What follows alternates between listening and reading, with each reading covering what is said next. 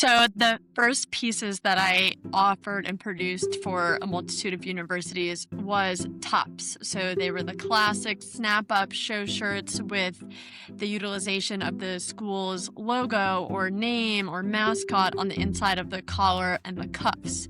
Then COVID happened. So I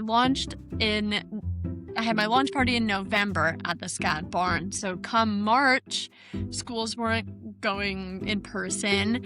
Athletics for universities were at a pause, and that was a very pivotal time for the business where it was a sink or swim moment. What will I do? These universities aren't looking to have contracts right now because their teams aren't riding. So that encouraged me to buckle down and start designing ready-to-wear pieces, building out the website and having things that riders could order online for delivery. Hello, everyone, and welcome back to another episode of the Stable Exchange podcast. On today's episode, we are chatting with Brianne Link. And in this episode, Brianne talks us through how she originally founded her apparel brand by designing a collection for her college equestrian team. Fast forward over 6 years later, she now has partnerships with iconic horse show venues like WEF and has a brand new partnership with FEI for the 2026 World Cup this spring.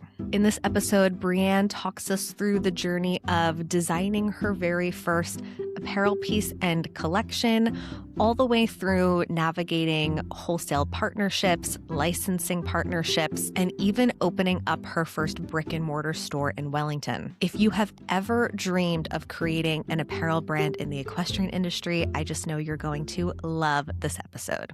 So, Brianne, you began your journey as an equestrian at just 4 years old and eventually went on to compete at the U25 Grand Prix level. I find so many equestrians that I talk to think that the only way to work in the horse industry or have a career in the horse industry is to be a professional rider or a barn manager or go that route. So in those early days, was there ever a moment where you thought you could build a career in the horse industry? That's a great question. And I do think a lot of people have that mindset. And I'm very lucky for my education as a rider with so many trainers, as well as my actual curriculum at Savannah College of Art and Design, because that school itself really showed how many avenues there are within the industry, as well as within the creative space. So as a rider growing up, of course, I loved it. I had great horses. I jumped really big courses, but I always knew that I did not want the horse itself to be my work. And it was always more than a hobby. It was never just that, but it wasn't my future idea of a source of income. I never wanted to get mad or stressed or, upset that the horse spooked at the shadow today or has a rail down in the jump off, because that's a day in the life. Yeah, it's true. You're so smart for realizing that so early on, because we all get into horses for the passion of it, and everyone's dream is to build a career out of something that they truly love about. And I've even made that mistake myself. I wouldn't say it was a mistake to leave my corporate job, but I left a corporate job in New York City to move to a horse farm and become a full-time barn manager, which in my early 20s, I thought I was living the life, but over the years, you get burnt out. And then barn work takes the place of the joy of riding and just being with horses. So I think it makes a lot of sense. Thinking about what you design for riders now, it sounds like all of your years as a competitor set you up perfectly to know exactly what they needed out of their performance apparel. At the time when you were competing when you were younger, do you remember any specific pain points with your apparel? Is that something that stood out to you in your mind? Growing up and doing the children's ponies and even the children's hunters on horses, we always had the snap collars with the big embroidery in the front and heavier show coats that you had to dry clean. You could never put anything in the wash. And same as regular everyday fashion, the equestrian fashion did evolve, not as rapidly and not as high tech fabric wise. However, there were brands, and I found them to be more European based, that really evolved in terms of their color offerings and developing a larger color palette and utilizing different fabrics from poly-based fabrics, mesh, lace. And I remember ordering in from other countries and unique smaller brands from Sweden and giving it a try. And they may look feminine, but they weren't super functional. The elastic would pop out, or they wouldn't wash well, or they were really good looking, but required to be dry cleaned, or didn't hold that crisp white color. So I always found that somewhere in some side of it would be lacking. And my goal was to make it well rounded from a fashion standpoint and a functional standpoint. Yeah, it's a good point because I had a much smaller show career when I was a young rider growing up, but I just remember going into the tack store and there were maybe like 3 different brands to choose from, nowhere near the amount that we have at our disposal now.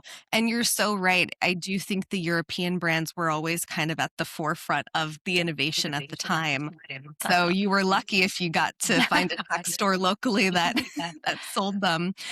You mentioned that you went on to study at the Savannah College of Art and Design, and I know during that time you actually wrote your thesis on the evolution of equestrian fashion. So it sounds like during that time the gears were turning a little bit. Would you Yes. say that was truly the foundation of what we see Exquisite was later built into? 100%. I actually founded Equisite before I started writing my thesis. So I buckled down, I looked in the mirror and I said, we're going to do this. I want to own the name. I want to have the trademark. I want the logo to be 100% mine. And then I actually sat down and did the research, which to some people may have been backwards. However, I already knew that I wanted to do that for myself. And I remember someone shared with me, when was the last time you let yourself down when you put all your eggs in your own basket? And I was like, wow, that's so true. And it was exactly that. I knew that I wanted to build something for myself, and I had the professors, I had the knowledge, I had the industry at my fingertips to buckle down and do the research part of it, and then actually build the physical part of it. Yeah. It's so funny because most people that I talk to who've started a business start out very similar to the way that you just described. Like, we don't always sit down and have a business plan, which is so funny because when you're in that mindset of college and school, like that's what I learned in all my entrepreneurship classes. Start with the business plan and plan the financial. And then, of course, we just go off on our own and create our business on a whim, and it ends up being amazing. You mentioned that you knew from the very beginning you wanted to kind of own the trademark, have your logo set, own your name, and you actually created what I would say is a new term, which is actually what they say in marketing is the best way to name a business because it's 100% unique to you. How did you come up with the idea for your name? That's a great question, and I still ask myself that. It just came to me one day. It was exactly that. I was looking up words and synonyms of beautiful and elegant and exquisite and wanted to keep the EQUI prefix that, of course, is very unique to the equestrian industry for equine, and combined the two, and that was the birth of it. I love it. So you started with something that was familiar and then put your own spin on it for the horse industry, which is super smart. And it makes it very recognizable and memorable. Absolutely. And also having the artistic and creative background along with the curriculum from SCAD, I had the tools at my fingertips to design my logo on my own platform, create a font that was unique to the brand, create a brand kit with colors and everything that really made it special, and keep it consistent all the way now, going on 7 years later. So Nice. everything is very recognizable. All of our pieces have a signature embroidery in our custom font. It's our specific blue Pantone color, and really having consistency for a brand where a customer can order something in 2021 and have the same thing in 2026 is very important to me.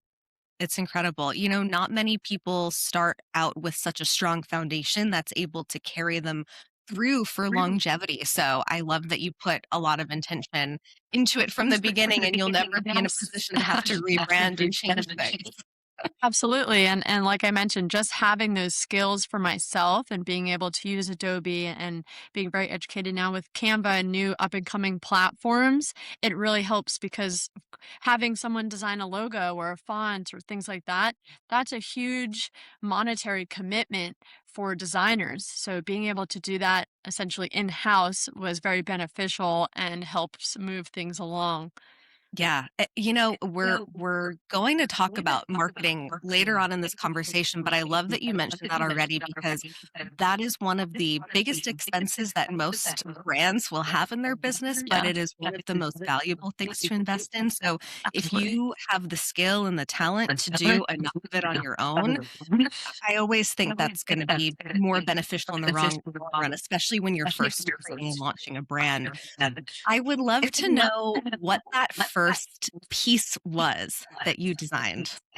So the very first piece I designed was for Savannah College of Art and Design. The way Equisite started was through contracted licensing to design, manufacture, and deliver custom goods to a handful of universities. SCAD was my very first contract, and I launched at the barn on property at SCAD with the very first samples of these custom shirts designed for the men and women riding on the team. And that was very exciting and, of course, an honor to be allowed to launch and share those first viewings of the actual garment in person with the team that I was designing for and the university that helped me do it. It makes a lot of sense thinking where you've gone since then, because I know collaborations is a big part of your brand and business now. So I didn't realize that you actually started out with that in the very beginning. Yeah. Did you design like a whole collection of tops apparel, or was it like shirts and jackets? What were maybe some of the specific pieces that you first designed for them?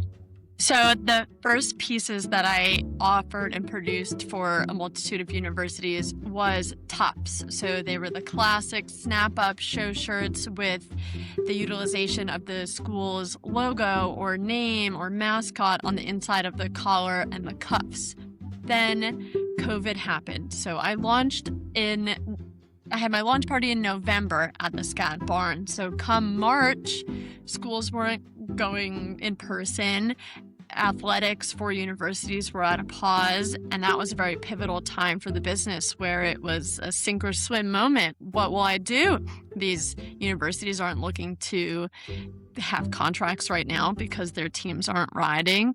So that encouraged me to buckle down and start designing ready-to-wear pieces, building out the website and having things that riders could order online for delivery, while in a beautiful way at that time, riders had endless hours of the day to spend at the farm with their horses, being outside. It was the safest thing to do during such a scary time for everybody.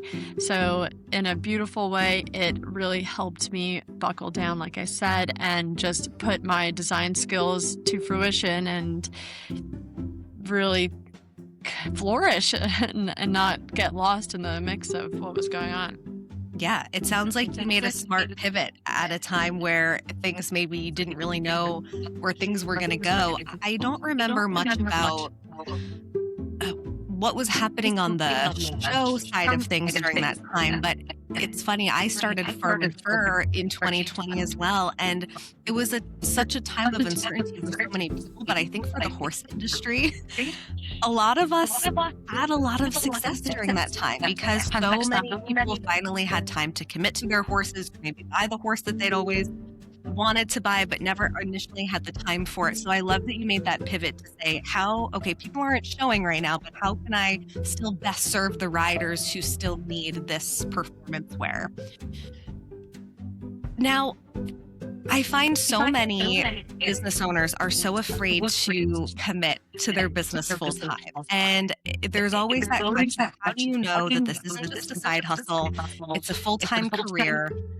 Did you grapple with that in the beginning, or it almost sounds like you knew right away, like, this is what I'm doing and I'm going to make it happen no matter what? So there's this saying, it says the best time to plant a tree was 20 years ago, and the second best time is today. So you may say, oh, well, I have this coming up, or I have to do that, and just do it. At the time, and throughout 2019, when I launched my business, I had 5 jumpers. I was showing in the lows, the mediums, the highs, and the U25 Grand Prix. I was full time riding as well as full time student and creating this business idea. So there was no other option. This was what I was doing. It was COVID. I graduated in my living room. Anyone who thought they had job opportunities after college and being set up top of their class, they were gone. People weren't hiring interns, people weren't hiring new employees. It was so uncertain. And that was when I had all the eggs in my own basket, and it was either I was going to flourish or I wasn't. And not was not an option. So I'm glad that I did. And I have such a great sphere of network between my family, people that I've trained with, that I've ridden with, competed against, and everyone at the university, my professors, my classmates, and connections through that really helped everything grow. Yeah, I love that you weren't afraid to just take that risk. It's funny, Lucille from Propulsion was one of the first founder stories we did, and she has a little bit of a similar story. She was laid off from her job, and it was Wow. this turning point where she said, I'm either going to start this business or I'm just going to wait until I find another full time job. And now she travels from upstate New York all the way down to Wellington and Ocala and back throughout the entire year and just loves what she does and thrives. So I love that you just took the risk. Absolutely. Well, hard work and commitment is no stranger to me. I grew up going to school and riding on Long Island and then competing in Wellington. So I'd go to grade class Monday, Tuesday, Wednesday, fly to Florida Thursday, compete Friday, Saturday, Sunday, and then go back. And I did that all throughout college as well. So timeliness, being organized, communication, all those things as a rider flowed over into my business pursuits and really provided me with the tools for success. Yeah, it's funny. I think so many horse parents growing up don't necessarily realize that there's so much for us to learn from being in a sport where you have to be so committed and dedicated and ambitious. So I love that you took a lot from what you learned.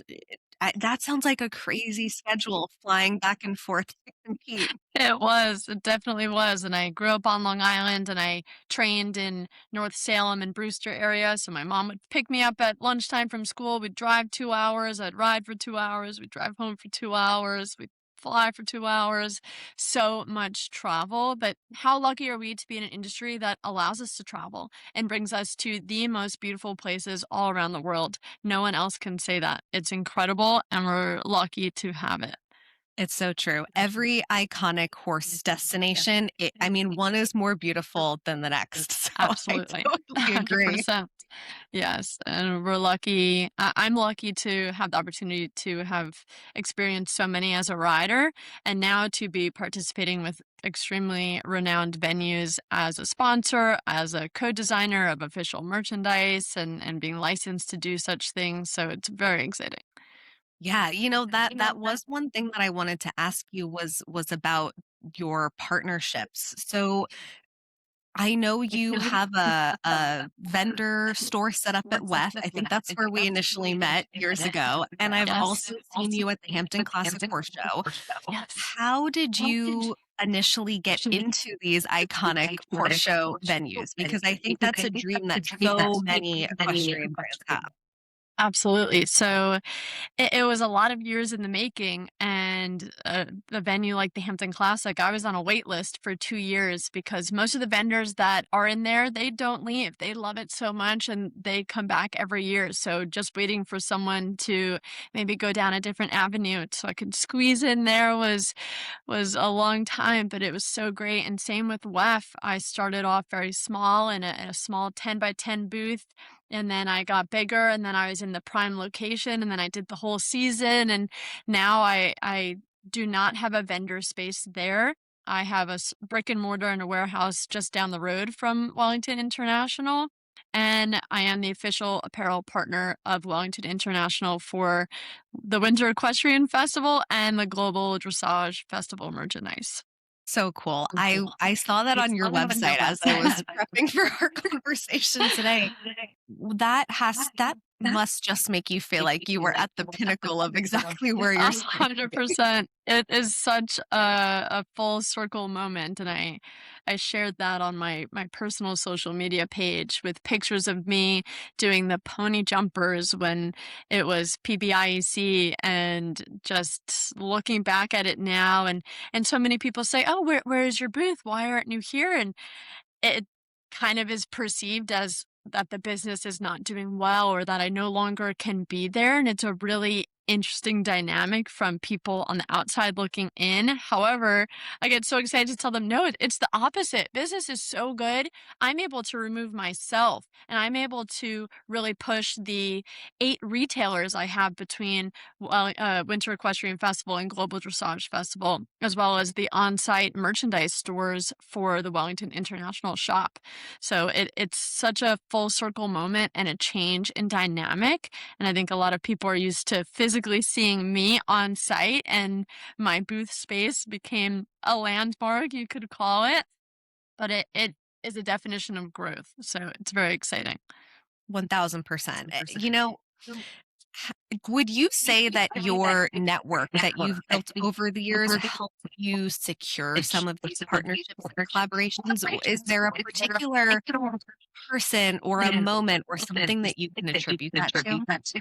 100%. I was guest speaking at a class for Savannah College of Art and Design 2 years ago, and a student asked me a great question. She said, "What percentage of your business growth do you believe has come from networking?" And I said, 100%. All of it.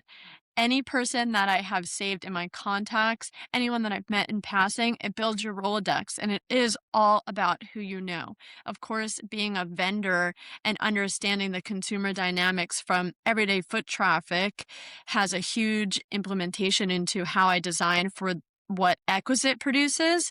And now I'm able to put that into fruition with what I design for these strategic partnerships, because I understand what the competitive rider is looking for, and I also understand what the educated spectator is looking for.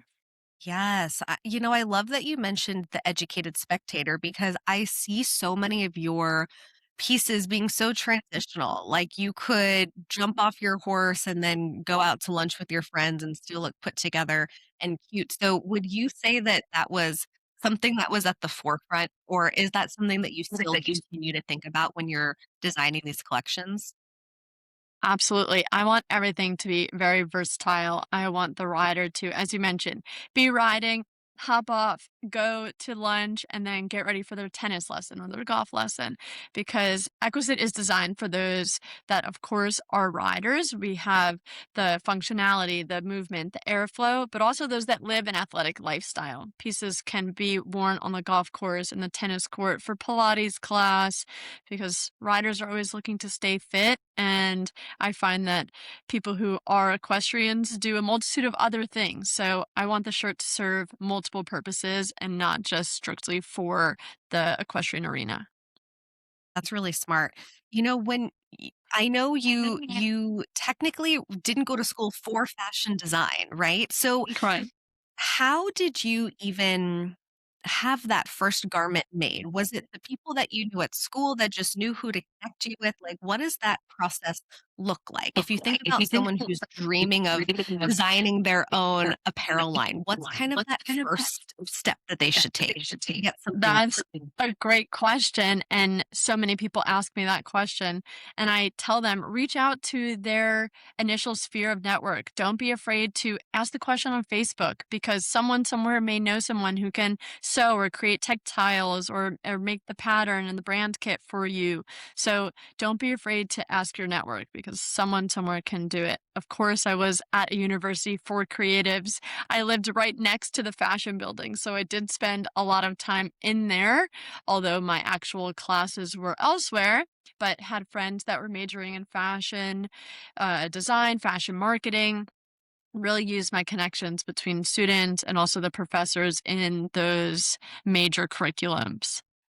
Yeah, it's a good point. I think sometimes we are afraid to ask for help or to share those dreams that are kind of floating around in the back of our mind if we're not sure if we can make it a reality. But I do find that some of the most important people that you meet in your life will just come as a result of asking those questions and just taking the risk. Absolutely. So, when I look at all of your pieces, you have this classic foundation and style, but I'm sure you always have pressure to innovate and you don't necessarily want to chase trends, but I'm sure you're always thinking, like, what's the next thing that I can add or what's the next thing that I can do to make this collection feel really special? How do you balance maintaining that strong foundation that you've built and innovating so that your customers always have something new and exciting to look forward to? That's a great question. And as a designer and as a brand, that's what we're asking ourselves every day. In terms of fashion and apparel, it is very seasonal, although the equestrian industry is somewhere warm all the time, right? So you launch a winter collection, but my winter collection had sleeveless shirts. So it's so funny to kind of combine what's up and coming in the regular fashion industry, whether it's colorways or specific patterns, things like that, and also what makes sense for the equestrian world, because you're not going to always design a heavy parka for winter when a majority of your customer base and my wholesale accounts are in South Florida. So it's a mixture of designing for what is happening, whether it's a different season or it's a highly competitive season. Of course, the winter season with WAF and Ocala, and then summer with Kentucky, Travers, the European show circuit. And also adding colorways. I think something that's really special with Equisite is the number of colors we offer. For example, this top I'm in, it's our best-selling shirt. It's called the Alessia shirt. And right now we have 19 colors in it. For the exact reason you can imagine is because every color is so loved, and I know people who have all 19 colors because it's the first thing they grab for in the closet, whether it's a really hot day and they want sun protection on their neck, down the arms, or also if it's a hot day and sorry, if it's a cold day and they need something to just layer underneath their jacket or their zip up. Yeah, I love a mock neck. Would you call that Me a too. mock neck? Yeah. Yes, yes. So it's not super high and it's nice and loose, so it's not a tight circumference around the neck. It's very comfortable. That's always what I go for. I don't ride as often anymore, but I spend a lot of days out in my garden in the backyard, Yes, a so lot I of will sun. still yeah, so I'll still buy, like, performance clothes like that even just to Yes. go garden in my backyard. You mentioned colorways is a really important part of your brand. And when I scroll through your Instagram feed, you can so clearly see these color stories that you put together really intentionally. I would love to learn a little bit more about your marketing plan, your strategy, kind of maybe how you started your Instagram in the very beginning, and then talk us through how it's evolved over time and how you think about your marketing now. So I really love to relate it back to SCAD. I took color theory class, and it was actually a painting class where we had to specifically mix different paint colors to get Pantones. So that really has flowed Oh, over into why and how I pick the colors that we do for our shirt dye. And that does get curated off of seasons, as I mentioned earlier, with summer, spring, summer, fall, winter. And then in terms of the social media, of course, I started it by myself. I was taking pictures with the iPhone, or I would hire photographers every now and then. And it became a full-time job on top of my other very full-time jobs as a brand founder. And I had to learn that it's okay to not do everything and that other people can do it better when it is their full-time focus. So I have a media team, I have a consulting team, and they content create, they do the content rollout, we do the product rollout, we schedule when we need to shoot, what we need to shoot, whether it's lifestyle, studio, riding, videos, pictures, dressage, jumping, all of the above, and rolling that out in a very tasteful way. I love looking at the feed and seeing all the colors be cohesive, and something that you said is the color stories, that it's very important from a merchandising standpoint. Even if you come to our showroom, and something that I share with our wholesale accounts is creating color stories. You can have a very feminine color scheme with pinks, purples, and pastels. And then you can have an earthy theme with greens and blues and browns. So, from a marketing standpoint, I want that to be very clear. Our racks are all merchandised by color and their gradient. And my closet is the same way. I like it to be very cohesive. I want the consumer to come in and say, I'm a Navy girl. I need a Navy show shirt. And they know exactly where to go. I want it to be easy for them. And I want the store to be as beautiful as if you walked into a brick and mortar in Palm Beach.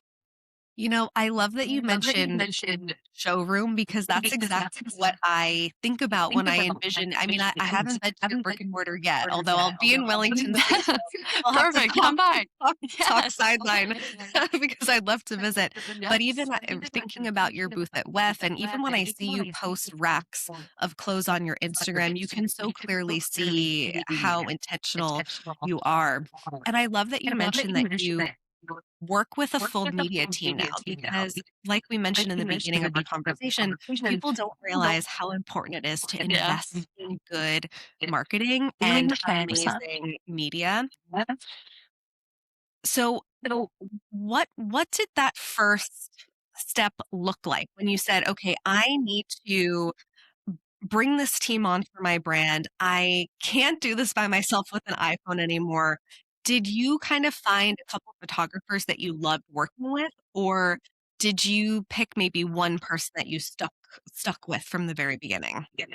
So it was a curation of a couple different photographers where applied. So if I was in New York, we would shoot with someone in New York. When I was in Wellington, we found someone in Wellington. And then I worked with a photographer for a multitude of years that really helped flourish the brand. And as a manufacturer of merchandise, no one's providing imagery. So whatever's shown on the website, whatever's posted on Instagram, whatever is displayed in product catalog to wholesale accounts, we have to create, and things are only as desirable as we make them look. The idea is to show, what does it feel like to ride an Equisite? What does it feel like to own this piece? And that's the goal, really making sure that we allow the consumer to understand that feeling and understand the product qualities. We show the stretch, we show the airflow, the perforation, the details of lace fabric. So, very crisp, high quality content for photos and videos in lifestyle and studio and riding are very, very important, not just for Instagram, but for the website, the catalog, what we share with our wholesale accounts so they can promote the pieces in their stores. It's all what makes the world go round. Yes, you've mentioned wholesale a couple times. I would love to know how you knew you were ready to take that step. So, when I was initially designing during COVID time, I actually designed a shirt in short and long sleeve in white and black that had a face mask integrated to the inside of the collar. And it was something that boomed during COVID time because when we were back at the horse shows, you had to have a face covering on at all times when you were not riding on the horse. So as soon as you hopped off, that face mask would need to be on. And just as you would imagine, the riders would say, "Oh my goodness, it fell out of my pocket," or "My backpack's over there, let me go get it." So I said, what if it's on your person at all times? And it's something that's done in a tasteful way that is still really chic and professional for the show ring. So it was sewn into the lower seam of the collar. It laid flush on the inside, and then you could pull it out and pull it on. And when we did the marketing for that, I received a lot of inquiries from retail stores, whether they were brick and mortar, e-commerce, or also traveling and doing vendor setups at horse shows that wanted this top. And that was really when it happened. So from there, then I started designing more ready-wear pieces and utilizing the connections I had with the shops that were interested in that top. Of course, when things started to ease up and masks weren't a necessity, and everyone was back and safe in the environment, and just continued to let the ball roll. Yeah, so it sounds like you kind of had like one hero product at the time that generated a lot of interest and helped you get your foot in the door. And it sounds Yes. like people were so happy with the collections that they wanted more and to continue Yes. working with you. You also mentioned that you provide, it sounds like you provide your wholesalers with some of the media to help them market. And it's Yes. funny, we've got a couple of websites for brands who like resell other collections essentially. And you'd be surprised, a lot of brands don't actually provide that marketing media. So I love that you thought ahead about that because, the success of your wholesalers is the success of you as well. Absolutely. Yes, and that's a huge part for Equisite starting 2026. We are not doing any vendor setups, and that is solely to focus on our strategic partnerships. We have some in the works and more exciting announcements coming up soon, and also about 100 retailers worldwide. So really to support those retailers that are partnerships and I want them to be long lasting, I give them as much as I can, whether it's the studio photography, the lifestyle photography and videos, some video content with me directly on a virtual call to go over merchandising, creating those capsules with color stories, barcodes and UPCs for inventory management, all of those things that makes it easier for them and more successful for them. Of course, is the success of everyone involved. Having retailers to me is not about number of doors, it's about quality of partnership. So I feel okay if I have one retailer in a state versus 100 because if that partnership is strong and continuing to grow and they're a primary and premier destination for customers in that area to shop Equisite, I want to give them all the keys to the castle for success. Yes, it's not as simple as you just ship them a box of your Not latest at all. Not collection. at all. There's people are probably surprised to hear there's so much more that goes Yes. into it. The partnerships was another thing I wanted to ask you about because it sounds like you have had a lot of incredible partnerships over the years, and it's something you continue to look to. But I think some people think that every single partnership, they have to take every single opportunity, but sometimes, like you said, quality over quantity, people have to remember that. Were there ever any partnerships or opportunities that you maybe knew at the time were right to say no to so that it would free up your time to wait to say yes to the right thing? That's a great question. And it is, of course, hard as a younger business. All opportunities were good opportunities. And just getting the name out there, getting the products distributed to as many places and as many doors as possible. And organically, some things phased out themselves while other things continued to flourish. So it wasn't necessarily that I fired anyone or declined an opportunity, but sometimes people's buying patterns didn't match with our product release patterns, or that just their area wasn't as interested in products, whereas another store had much success. So it always is a range. And I like the saying, every pot has its lid. And if a store does super well with a certain style or color, it doesn't mean the store next door will have that same experience. So curating merchandise that works well for each partnership is very important, whether it's style or color scheme, if they have a more fashion forward audience or a more traditional audience. All of that attention to detail goes into the longevity and the success of that partnership. Yeah. Would you say you reach out to retailers that you want to carry your collections, or do you find that most come to you? It's a great equal mix. I now do have a wholesale representative that focuses on wholesale growth and retention. So making sure our current accounts are always stocked and refilling when they need it and supporting their upcoming schedules. We do have a retailer page on the website as well as a page called the Retailer Roadmap. And that is to outline month by month all of our vendors, all of our retailers that have vendor spaces or signature pop ups or trunk shows that they're doing. And then for the other partnerships that are brick and mortar, they're in the master list based on country and by state so people know where to find them. So, I mean, we've already shared like how organized you are. Yes, yes, but it is a mixture of both, whether they're Yeah. coming to me or I'm outreaching to them. And of course, we have our reach stores that we're working towards. A big success of last year was being brought into Dover Saddlery. That was a big achievement and very exciting. And I find right now, as a founder, I'm able to delegate wholesale outreach to my team while I'm really focusing on those strategic partnerships like the one with Wellington International for WEF and Global. And I did just recently announce we are licensed for official merchandise for the FEI World Cup Fort Worth 2026. I saw that. Congratulations. Thank That you. Thank you is so much. incredible. Very exciting. And I remember going to the World Cup 11 years ago, and who would have ever thought that I would be licensed to now design and produce and deliver official merchandise for such a renowned event where all the top riders from around the world in jumping and dressage come together head to head and fight for the top. I mean, it is truly a testament to your hard work, your Thank you. organization. I mean, you from the sounds of it so far, you have such an organized system in your business, which I think people don't always realize how important that is to have in place, that structure. It's not all just the fun, creative part of designing and creating. You really do a lot of work behind the scenes to be Yes. organized to help you get these types of opportunities.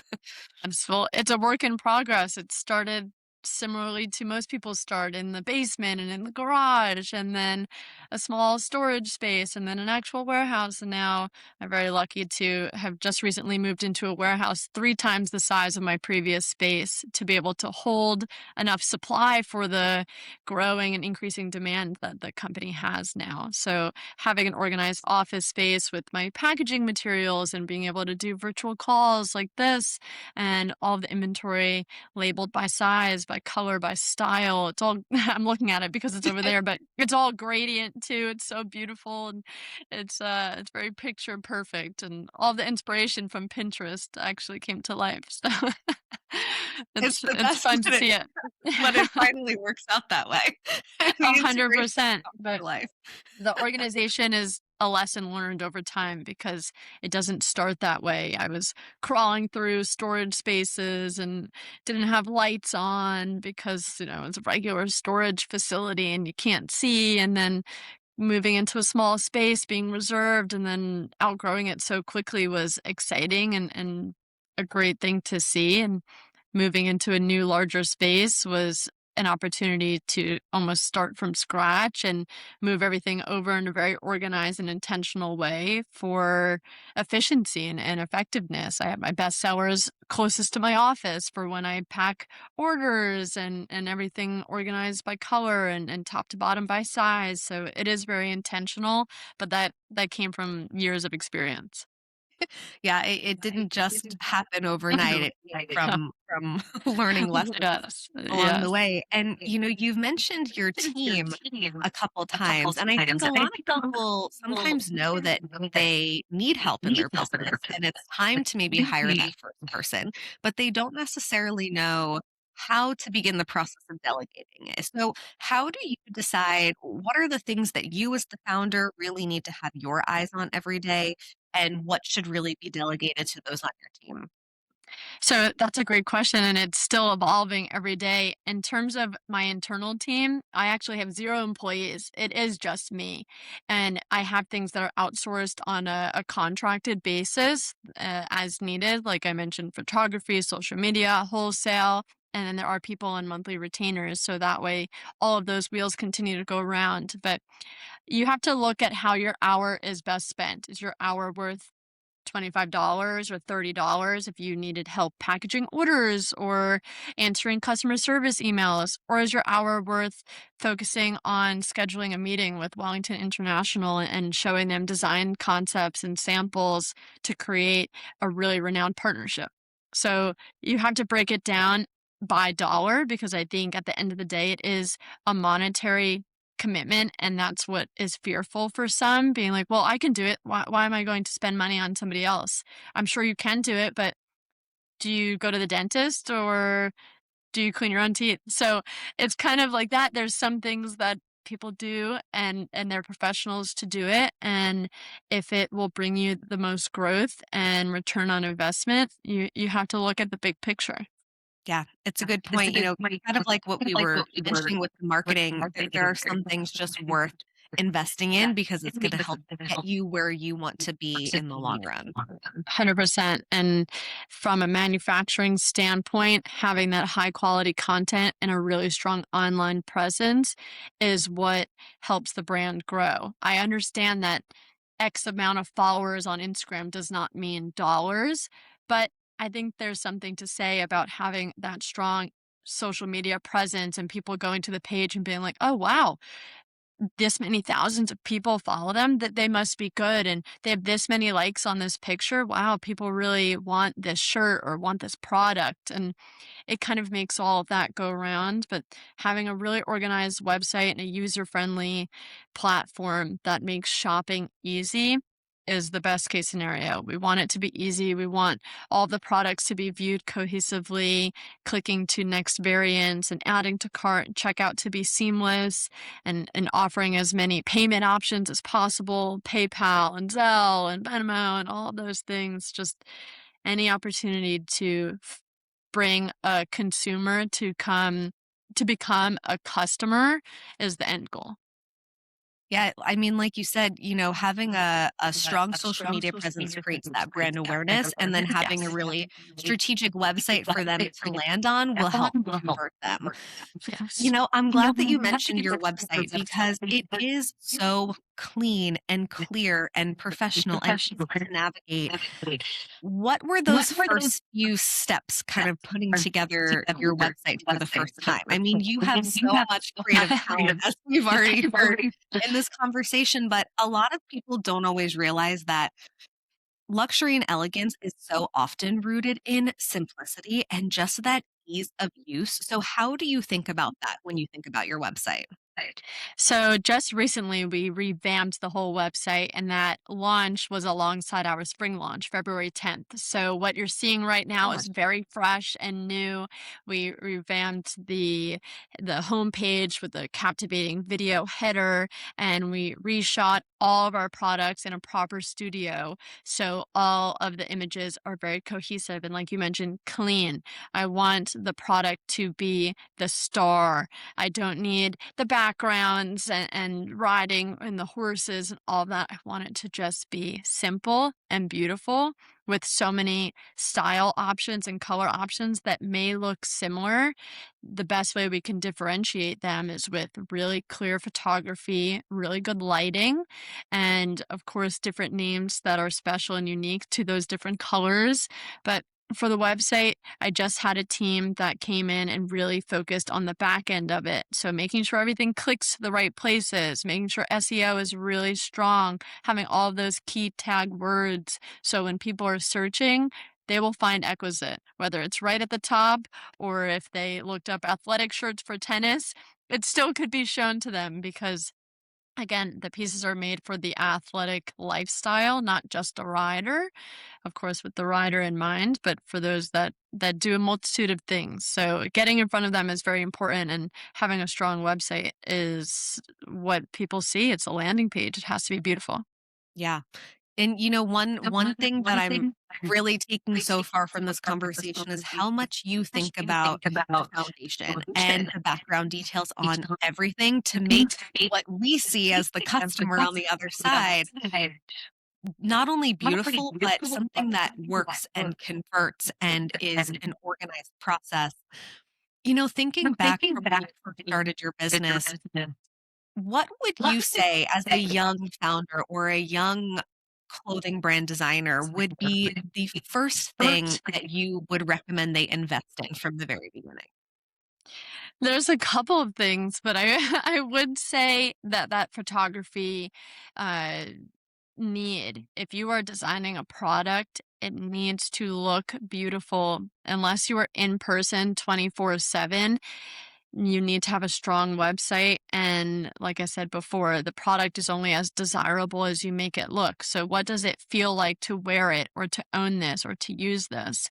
Create a story, make videos, whether it's from the founder or reviews from customers, share as much as possible. Some things that work well on one platform don't necessarily work well on another platform. Right now, Instagram is loving iPhone photos that I take when I'm at the barn of the sky and the horse, whereas on the website, it is a monetary and a time commitment to go and book a studio and have models try on every single style and every single color and have a photographer there to capture the front, the side, the back, the zip, the snap, all of the features that work for the website.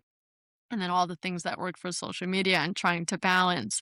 As soon as we think we know the rhyme or reason, something changes, of course, but that's why it's important to really be well-rounded and be agile, be able to adjust and change with what's working. Review your data and analytics. So if you're going to invest in someone to help you review that, 100% have someone that looks at hard data, whether it's for finances or social media or website, by sessions, by referral page, whatever it is, someone that is their role and they don't have to wear all of the hats. They can just focus on the website or they can just focus on Instagram or TikTok, whatever that looks like.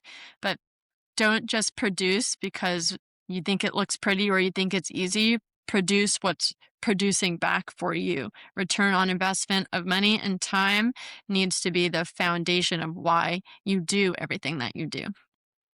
I truly could not agree more. I mean, volume, it means nothing compared to quality and conversion and really understanding what works for your brand. And you need that data so that you even know how to measure success and what that 100%. what that really looks like. Mhm.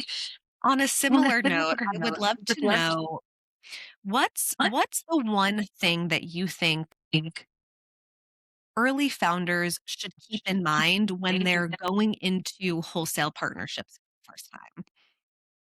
Make sure that that partnership is somewhere or someone that you want representing your business. If you were a customer and walking into that store, is it a store that you want to shop at? Is the sales associate someone you really enjoyed experiencing that destination with? Put yourself in the shoes of the consumer and make sure you love every piece of that puzzle, because you don't want a partnership or to push your clientele to someone or somewhere that you don't feel confident in. They are a representation of your business in every way, from merchandising to social media to their website page.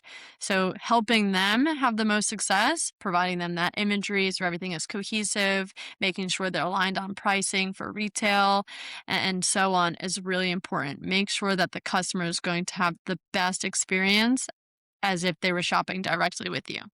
Yes, and it sounds like it's important to know your brand inside out so that you can properly communicate that to your wholesale Absolutely. partners so that, like you said, they can sell your products for you the same way that you would, which they wouldn't necessarily know how to do if you didn't give them that beautiful framework to follow. And something that really does help is going to the equestrian trade shows. The ADA trade show is in Dallas at the Dallas market. They have one in January, they have one in August.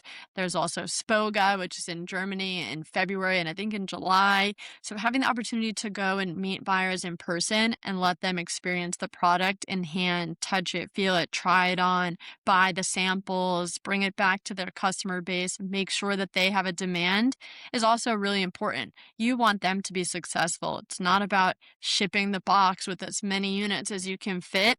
You want them to have sell through so they buy more and add more and have a different collection for each season or different styles or outerwear for fall and winter and things like that. So, creating so that way they have success is again the foundation of what I do for Equisite.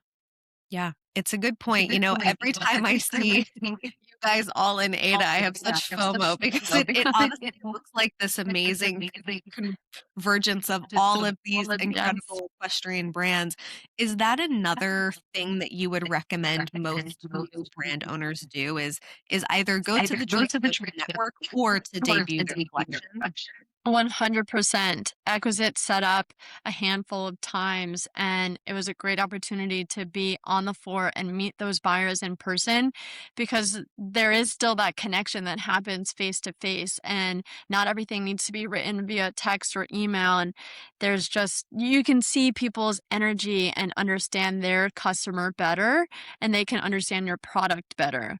Also, it's great to see what other brands are doing as it may inspire you. You see brands exhibiting collections for the following seasons and say, wow, I really love that color. I can emulate this and produce it with something that I already offer. Or I love that snap closure. Let me see how I can do something and integrate it to my collection. And it doesn't always mean that you have to come up with something new. We are not always reinventing the wheel, but staying consistent to your brand and allowing your customers to have an opportunity to come back and support you more and buy something new is why you need to continue to put things out there. Yeah. No, it's a really good point. I think that it's so funny. I find so many brands who go there for the first time are hooked. They say, "Oh my gosh, I can't Amazed. believe I waited so It's long to take this incredible. step." It's a really cool opportunity that the equestrian industry has a whole floor in a renowned buying market. The whole 10th floor is for anything you can imagine: clothing, boots, helmets, belts, pads, socks, the list goes on. And then a couple floors below you is diamonds, wholesale diamonds. And it's such a cool experience. Above you, there's shoes, and it's anything you can ever dream of. So, even just the opportunity to experience what other sectors of the fashion industry are doing. Even seeing rugs and lighting, and you might use that inspiration in your physical retail space to create ambiance, things like that. It all is interconnected. So you don't have to just live on the 10th floor at Ada, experience all of it, walk around, take the escalator all the way up and all the way down. It's so fun, and it all can connect back to what you're doing for your own business. Yeah, I think it sounds like it's such a great way to get inspiration even for how to maybe set up your booth and Absolutely. what are smart ways to set it up so that it's really inviting for people to come in, but also a good reflection of your brand. I'm sure there's so much intention that goes into that. Absolutely. And a lot of the spaces in there are year round. The equestrian market is one of them that is, of course, temporary. We're there for 3 days or 4 days and then we leave. But a lot of those businesses, that is their sole setup. So, like you mentioned, seeing how they display their products, seeing their retail fixtures, also spaces that sell the retail fixtures in there is really great. Seeing the lighting and the rugs and the furniture and creating your own destination is what builds a loyal clientele and keeps them hooked coming back. Yes, you know, I imagine even thinking about your brick and mortar, you probably have put so much thought into how you set up the store, even beyond just the way you display, like, the gradient colors of your clothing. Are there a couple foundational things that people should keep in mind if they're laying out a retail space or even a vendor booth for the first time? Absolutely. Everything is a science. I learned early on that setting up your best selling items on the right hand side is really important because people are primarily right handed. So they go into the store and they start their circulation on the right hand side. If you didn't know that, that's something that could really change the foot traffic and also the success of your products being sold in the store. Displaying things on tiers so that way things are at eye level, and why they need to be at eye level, why certain colors are more attractive. Why are taxis yellow? It's as simple as that. but also so important. So just doing your research, and we're so lucky to have evolving search engines now to plug as much as you can into that. Where should I set this up? Here's a picture of my space. Give me some ideas. Help me generate where I should put this table. Here are the measurements. Here are the colors of my products. It's okay to ask questions and use those search engines as support, because again, we're not always reinventing the wheel. You need some help, and there are studies, there is data that you can access for success. And it sounds like a little bit of consumer psychology too. And even Definitely. that is such, I can't, it seems like such a simple thing, but I would have never thought of that. Like people are right-handed, so they probably naturally Go to the gravitate right. I that way know. in the Isn't that store. incredible? It is so cool. I love Yes. dissecting kind of the science and intention behind something that people probably don't realize takes so much thought. Absolutely. And I love listening to podcasts. And even when I was having the grand opening party of my old showroom, the smaller one, I was listening to an episode and they said, have a mock opening. Do not do the big grand opening on the actual grand opening day, because there are things you need to iron out. So I had a smaller one that I only sent to X amount of people. And we realized, okay, this is a little bit of a tight space for people to walk around. Let's shift this table over. Or some people can't reach all the way up here to get that folded sweater. Let's move it a little bit lower and just get those kinks out before your big grand day, whether it's a trunk show or a pop-up, or you're at the Hampton Classic for a short period of time, things like that. So just trial and error is a big lesson, and it definitely helps. It's a good point, kind of like how a restaurant would do a soft opening, even you should even do that for a retail store.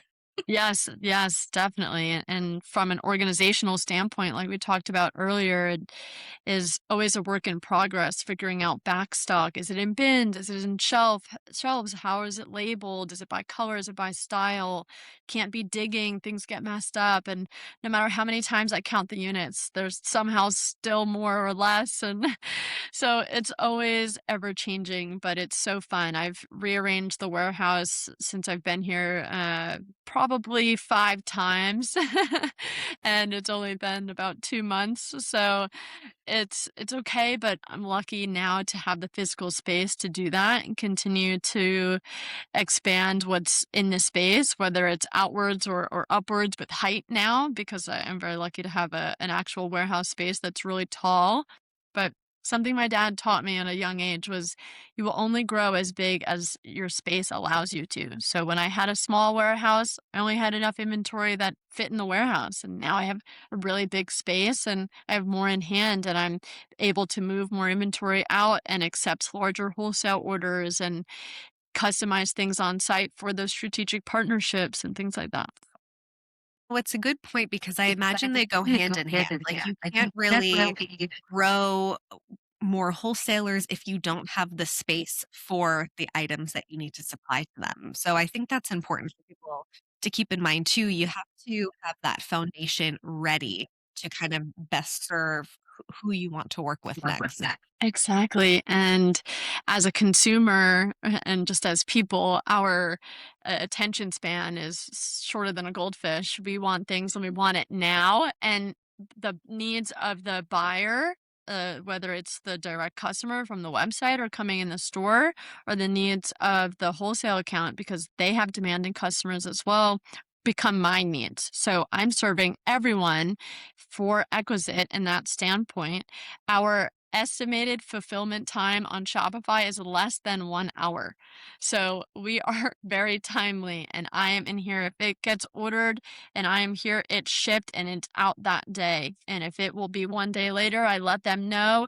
If they're local, they can pick up anything so that they have the product sooner and they get to experience Equisite as soon as possible is most important to me. And that comes back to lessons I learned as a rider, showing up on time. If you have a lesson at 10, you're there at 9.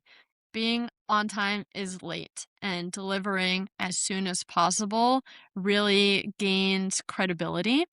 So delivering on time, beautiful packaging, making sure we have gorgeous stationery, and thanking the customer for their order.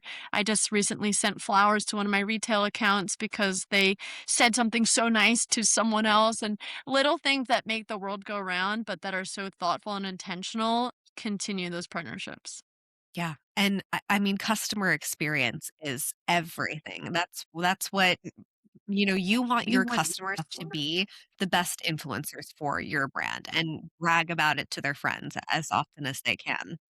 Absolutely. And that really comes back to utilizing your direct sphere of network and not being afraid to share things with them or ask for help or share new product concepts, because they are your initial supporters. And it could be as simple as they just want to see you succeed on a personal level. They grew up riding with you, or they know your mom or your dad or your sister or something like that. So just being the best you in every way and always over delivering, even if you need to under promise at first, makes it all the better. Yeah. I think some people early on in their business want to serve, serve, serve, which can sometimes lead to over promising. But like you said, under promise, over deliver is going to win every time. Yes. In our conversations, you've given so much great advice, kind of from the granular level of people first starting out with an apparel brand for the first time, all the way through navigating some exciting partnerships, as they grow. This is our last question that we ask every single guest. I would love to know, if a fellow equestrian entrepreneur was sitting across from you, what is the biggest lesson you would want them to take away from your journey? So I said it earlier and I'll say it again now, that saying, the best time to plant a tree was 20 years ago and the second best time is today. You may also always say, I wish I did that, or I have an idea of doing this, but next year, no, do it now, because everything is ever changing and something that's accessible to you today may be gone tomorrow. Optimize all of the opportunities, use all your connections, continue to grow your Rolodex, and invest in yourself. It's the best thing you'll ever do. And you may stop working 9 to 5 to work 24/7, but it's for you.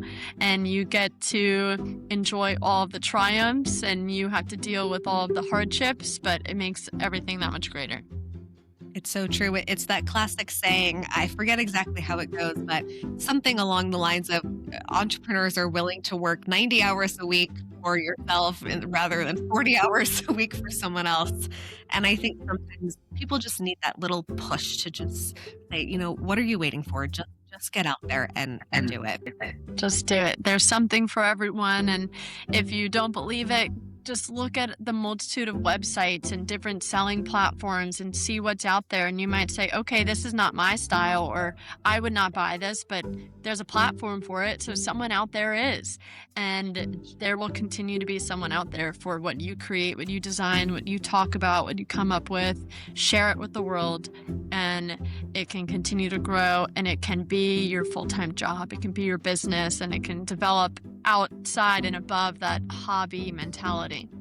Yes, you will never regret at least trying. 100%. Yes. Well, Brianne, you have already told us a little bit of what we have to look forward to with your partnership with the FEI. Is there anything else that should be on our radar and what's coming up for you? As always, we have new seasonal collections coming out soon for the rest of the year for spring, summer, fall, and winter. Always stay up to date with us on the website. Subscribe to our email campaigns for updates about new products, our new collaborations, any opportunities to get things on sale, and follow us on social media for inspiration, for updates on what's happening in the industry and so forth. And of course, I am accessible on a personal level. People can email me, text me, call me anytime. I'm happy to share what I know, any advice from the trial and errors of the world and the industry. So lines of communication are always open. Amazing. I love it. Well, thank you so much for joining us today. Thank you so much for having me. It's been an honor. I'm really excited for the opportunity. Amazing. Thank you.